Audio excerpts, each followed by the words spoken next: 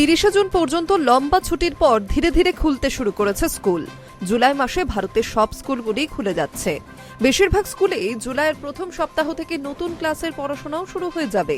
তবে অভিভাবক ও শিক্ষার্থীদের জেনে রাখা ভালো, এই মাসে অর্থাৎ জুলাইতে ছুটির সংখ্যা বেশ সীমিত।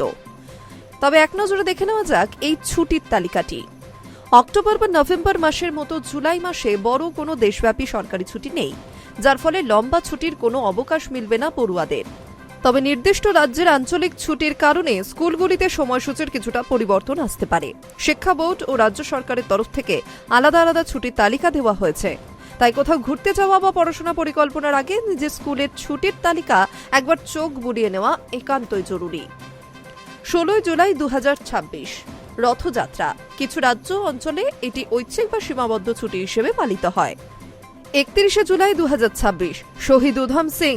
প্রধানত পাঞ্জাব, হরিয়ানা ও পার্শ্ববর্তী কিছু অঞ্চলে এই দিনটি ছুটি হিসেবে পালিত হয়। এছাড়াও জুলাই মাসে শুধুমাত্র সাপ্তাহিক ছুটি শনি ও রবিবার এবং কিছু বাছাই করা আঞ্চলিক ছুটির দিনেই স্কুল বন্ধ থাকবে বলে আশা করা যায়।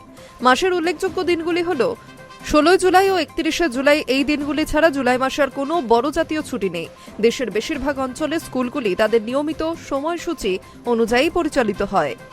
যেহেতু প্রতিটি স্কুল ও শিক্ষা বোর্ড আলাদা ছুটি ঘোষণা করতে পারে, তাই অভিভাবকদের স্কুল প্রশাসন বা তাদের অফিসিয়াল চ্যানেলের মাধ্যমে চূড়ান্ত ক্যালেন্ডারটি নিশ্চিত করতে বলা হয়েছে।